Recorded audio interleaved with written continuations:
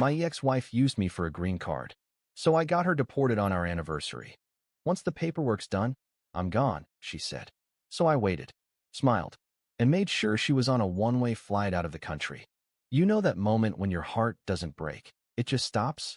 Like your brain hasn't caught up yet, and your body is sitting there frozen, trying to figure out what the hell just happened? Yeah, that was me. Sitting in my dim little home office at 1:17 a.m. on a Wednesday night. Pizza grease on my fingers, Excel sheet open on one screen, and a glowing iPad sitting next to me. The iPad wasn't mine. It was hers. My wife's. Normally, I wouldn't even touch it. I'm not the snooping type. But the thing just lit up. Bright notification bar. One of those preview bubbles popped up, and I saw just enough to stop breathing. It was a message from some WhatsApp group titled, Green Card Queens United States. I remember blinking, thinking, that can't be what I think it is. So I tapped it. And everything. I thought I knew about my marriage shattered in about 6 seconds. The message that just came in read, mission almost complete. Just gotta keep him sweet for a few more weeks. Green card should be locked in by the end of the month, LOL. From my wife. Sent 2 minutes ago. To a group of 5 other women, apparently all bragging about faking relationships with American guys for visas. My stomach dropped so hard I thought I was gonna pass out. I kept reading. More messages from her. Dozens. Scrolling back through the chat felt like slowly peeling my skin off. I swear, if I have to sleep with this guy one more time, I'm gonna barf. But hey, that's the price of freedom, right? The poor guy actually thinks we're gonna start a family once this is all done. LMFAO. I've already got a real man. He just can't help me legally. I was sick. Physically sick. I had to stand up and lean on the chair to breathe. I walked around the room like a ghost, like I was trying to float above my own life. This was my wife. My wife. The woman I met at a university mixer 5 years ago. The one I thought was different. The one I helped through every step of her visa process. Who I supported financially, emotionally, legally, you name it. She was calling me her backup plan. Her safety net. Her visa daddy. She actually wrote that. Visa daddy. Like I was some sugar daddy she could toss out once her citizenship was stamped. One of her friends even asked, "Don't you feel bad for him at all?" You know what she said? "It's not personal. It's just survival. And he's too boring to notice anyway." Too boring to notice. I just stared at that screen, and in that moment, everything in me went dark. And the scariest part? I didn't feel pain. Not yet. I didn't cry. Didn't yell. Didn't rage. I felt cold. Like something inside me shut off. She came out of the shower a few minutes later, towel on her head, humming some stupid pop song, completely unaware her entire life was about to implode. She saw me sitting at the desk and said, "Hey babe, why are you still up?" I looked up, smiled at her, and said, "Just catching up on some emails." Then I asked if she wanted me to warm up some food for her. She said, "You're too sweet," and kissed me on the cheek. And I smiled again, because right then, in that exact moment, I made a decision. I wasn't going to confront her. I wasn't going to yell, or ask questions, or give her a chance to lie. I wasn't going to let her see it coming. Instead, I was going to let her finish the job. Let her think she won. Let her believe she pulled it off. And then, I was going to burn her entire world to the ground. But not in some messy, emotional, scream-at-each-other way. No, I was going to destroy her legally, silently, effortlessly. And I was going to make sure the last words she ever heard from me weren't, "I loved you," or "Why." They were going to be, "Happy anniversary." I didn't sleep that night. After reading those messages, I just sat there in the living room, lights off, phone in my hand, scrolling through old pictures of us. Not because I missed her, not because I had hope, but because I was trying to understand what the hell just happened, what I missed, where it all started. So let me back up and tell you who this woman was. Or at least, who I thought she was. We met in the most average way you can imagine. College campus, spring semester, international student mixer. I went because a buddy of mine forced me to. I wasn't the party guy. I wasn't trying to pull. I was just going through the motions. And then there she was. Sophia. She was standing near the food table, holding a paper plate like it was made of gold, laughing about how bland American pasta was. She had this effortless confidence. A weird blend of sarcasm and warmth. She didn't flirt. She just clicked with people. We started talking about music, then travel, then food, then politics, and I remember being surprised she even cared about that stuff. She said, If you want to survive in America, you better know what the hell is going on. I thought that was smart. No, I thought she was smart. By the end of the night, we had swapped numbers and Instagram handles. And within a week, we were inseparable. Sophia told me she was from Eastern Europe. I won't name the country, because I'm not trying to have this story turn into a geopolitical mess. She said she came from a working-class family, grew up rough, and worked her butt off to get into a U.S. college. She made it sound like she was fighting for a better life. Like this place meant something to her. And me? I was the soft, nerdy American guy with decent credit, a stable job, and a bad habit of thinking I could fix people. So when she vented about homesickness or money stress or visa anxiety, I leaned in. I helped, paid for her textbooks, gave her rides to appointments, stayed up late helping her study for exams. I didn't see it as simping. I saw it as love. She used to say things like, "I've never felt this safe with someone. You make me believe not all men are trash. I want to build a life here. With you." The thing is, she was good. Too good. She didn't just manipulate me emotionally. She mirrored me. She took my dreams, my values, my sense of humor, and reflected them back at me. She made me feel like we were aligned, like we wanted the same future. We moved in together 8 months after we met. She said, "If I'm going to be with you, I want to be with you. Not halfway." It felt bold, passionate, real. Then she started talking about marriage. Not in a pushy way, at least, not at first. She played it cool, said she'd never rush a man. That love should be patient. But every now and then, she'd casually say things like, "If we got married, maybe my student visa stress would go away. You know, my parents would love you if you ever visited." It's crazy how getting married here makes everything so simple. And like an idiot, I bought it. I thought, maybe it's fate. Maybe she's the one. So I proposed. Small backyard moment. Just us. Cheap ring. Happy tears. She said yes before I even finished the sentence. And for a little while, it actually felt real. But looking back, that wasn't joy in her eyes. It was relief. Now, I see it all clearly. The way she subtly pulled me away from my family. The way she controlled the finances, insisting we save everything in her account because it would look better for the green card interview. The way she never once introduced me to her family, not even on FaceTime, and claimed it was because of bad Wi-Fi back home. Hell, even our wedding was a red flag. She didn't want a big ceremony. Said it would be too expensive. What she really meant was, she didn't want her real boyfriend seeing pictures online. And I didn't know any of that. Not then. Because when you're in love with a lie, it doesn't matter how smart you are, you're blind. But now I'm wide awake. And I'm done being her puppet. She wanted a green card? She should have played nice. Because I'm not just going to end this marriage. I'm going to end her stay in this country. Permanently. There's this moment, after you get burned so badly by someone, where your brain just detaches. You stop hoping they'll change. You stop wondering why. You stop crying. You just get cold. Focused. Clean. And that's where I was. Completely clear. I wasn't going to scream or flip a table or have some big confrontation where I ask her why she did it. I didn't need the performance. What I needed was a plan. Because if she was playing a long con, then so was I. And I was going to win. First thing I did, backups. I took screenshots of every single message in that WhatsApp group. All the trash she talked. All the jokes about her green card mission. The messages to her friends, to her side guy. Her laughing about how dumb I was. The Visa Daddy meme. Everything. I uploaded it to 3 separate clouds. Encrypted folders. Password-protected zips. I even printed hard copies and stuck them in a fireproof box at my brother's house. Paranoid? Sure. But I wasn't letting this slip. Then I checked her computer. She was sloppy. Emails to immigration lawyers.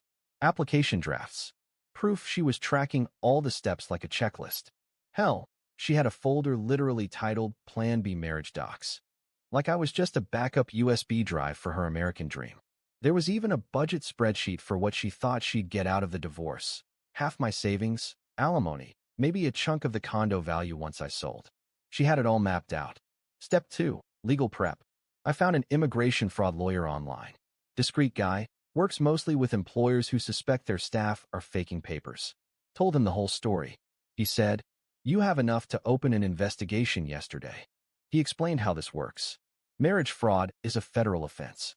If she got her green card through deception, knowingly entering a marriage just for legal status, it could trigger removal proceedings, fines, even jail time, depending on the case. And I wasn't going to just send ICE goons to the house unannounced. No, I wanted to build the case, document it, submit everything officially in the cleanest, most brutal way possible. We started assembling a file, 80-plus pages, screenshots, statements, timeline, proof she never intended to build a life with me. Messages where she said, "Once the paperwork's through, I'm gone." My lawyer said, "This is one of the most airtight fraud packages I've seen. When this hits, it's not going to be a slap on the wrist." Exactly what I wanted. Step 3. Keep her blind. For weeks, I acted normal. Smiling, cooking dinner, taking her to the DMV. I even bought her a small gift when she passed a portion of her immigration process. A necklace she had pointed out once in a store window. She smiled and said, "You're such a good man." And I just smiled back, thinking, "You have no idea what's coming." She kept texting her side guy, who, by the way, turned out to be married too. Name's Jake, works in tech, drives a leased BMW and thinks he's a high-value male because he quotes Andrew Tate and listens to finance podcasts at the gym. I found his social, found his wife's LinkedIn. Let's just say she and I became pen pals. But that's a whole separate arc. Back to Sophia. She was still planning to leave me, still convinced I was clueless, still dropping hints like, once all this immigration stuff is finally done, I think I need to take a solo trip. Just clear my head. Sure you do. Step 4. Pick the date. I didn't want to drop the hammer randomly. No. It had to be symbolic. It had to mean something. So I chose our anniversary. The same day I proposed to her 3 years ago. The same day I thought I found a partner for life. That's the day she would lose everything. The day she'd expect a fancy dinner, maybe a surprise getaway, or even a push gift for the green card she thought she secured. Instead, she was going to get an envelope, a flash drive, and a knock on the door from the people she thought were too dumb or too overworked to ever catch her. The countdown had started. She had no clue. Every day, she kissed me goodbye while I was actively planning her deportation. She called me babe, while joking to her friends about never having to see me again after her visa was finalized. And every night, while she scrolled on her phone and flirted with her affair partner in plain sight, I was fine-tuning the last page of the report that would get her thrown on a plane back to her home country. No warning, no goodbye, just cold steel and customs agents. She thought she was playing the game, but she forgot one thing. I was the one writing the rules. So the day finally came. Our 3rd wedding anniversary. The day she thought she'd won. The day she probably thought she'd get one last grand romantic gesture before she ghosted me and moved into her affair partner's bachelor pad with fresh legal status. And oh, she was in a good mood. She woke up humming, came into the kitchen in one of my shirts like we were some kind of loving couple, made me coffee. She kissed me and said, 3 years. Can you believe it? You're the best thing that's ever happened to me. I almost laughed, but I just smiled and said, big night tonight. She nodded like a kid on Christmas morning. What should I wear? She asked. I told her, something classy. I'd made a reservation at this gorgeous rooftop restaurant. City skyline, candlelight tables, live jazz, overpriced food, and an even more overpriced wine list. The kind of place you go to make someone feel special. Or, in my case, invincible. Because this wasn't just a dinner. This was the stage. I picked her up at 7 p.m. sharp. She walked out in this deep green dress that, months ago, would have taken my breath away. Now, it just made it easier for the security detail to identify her. I told her she looked beautiful. She beamed. I opened her door, let her sit, drove her across the city, holding her hand at red lights while the ICE agents I'd been working with waited for the signal. At the restaurant, I was calm. Too calm. Like someone who knew exactly how the night would end. She was drinking wine, laughing, flirting like she actually still thought I was her sweet, stupid American husband. And then, after dessert, I handed her a little black gift box. She gasped, thinking it was jewelry. She opened it. Inside was a small silver flash drive. At first, she blinked like she didn't get it. Then I said, everything you've said, everything you've done, all of it's on there. She went pale. I didn't raise my voice. Didn't cuss. Didn't accuse. I just kept my tone calm. Dead calm. Every message in the group chat. Every photo you sent your little boyfriend. Every document you forged. Every time you said you were going to dump me once the green card hit. I've got it all. She tried to play dumb. What are you talking about? Are you okay? I leaned forward, looked her right in the eye. I know everything, Sophia. Every lie. Every detail. And it's already in the hands of the immigration department. Her face just broke. That performative confidence, gone. Her voice cracked. You don't understand. It's not like that. I didn't mean. I cut her off. You don't need to explain. I'm not the one you'll be talking to. Right then, two men in dark suits walked into the restaurant. ICE officers. Civilian-clothed. Discreet, but unmistakable once you knew what to look for. She followed my gaze, turned to see them, and I swear to God, she nearly passed out. She looked back at me, eyes wide, hands shaking. You set me up. No, I said. You set yourself up. I just helped you finish the job. Then I stood up, kissed her on the cheek, and whispered, Happy anniversary. They walked her out right there. Didn't make a scene. She was too shocked to scream. Some of the diners looked confused. One or two glanced at me like they thought I was the bad guy. Let them think that. I paid the bill, tipped heavy, finished her wine, and walked out into the city like nothing happened. Because for me, the relationship had ended weeks ago. This was just the final act. She spent the next 72 hours in holding while they reviewed the case. She denied everything at first, but the flash drive, the hard copies, the printed emails, the screenshots, the fact that I had messages from her telling people it was a fake marriage, it was enough. And I wasn't done yet. The real man she was cheating with? His wife got an anonymous envelope the same night. With pictures, texts, hotel receipts. His life went up in flames too. Sophia's parents called me, crying, furious, begging me to retract the complaint. They said I was ruining her life. I said, she ruined mine first. Now I'm just making the score even. The first 48 hours after they took her felt quiet. Not peaceful, not satisfying, just still. It's a strange thing to watch someone's life collapse while you sip coffee and respond to work emails like it's any other day. That night, I went home alone. Her toothbrush was still in the holder. Her robe was hanging on the bathroom door. The stupid gold slippers she wore were by the bed. I didn't touch any of it. I just sat on the couch, phone in my hand, waiting for the fallout to start. And it didn't take long. The first message came around noon the next day. Blocked number. A voicemail. Her voice. Please just talk to me. I didn't mean to hurt you. I was scared, okay? I made a mistake. You don't have to do this. Delete. Then another. Ethan, they're saying I could be deported. Please. I don't have anyone here. Don't throw away everything we had. Oh, now we had something? Now it was real? Funny how fast the green card queen turned into a desperate, cornered mess once the reality hit. Then came the guilt play.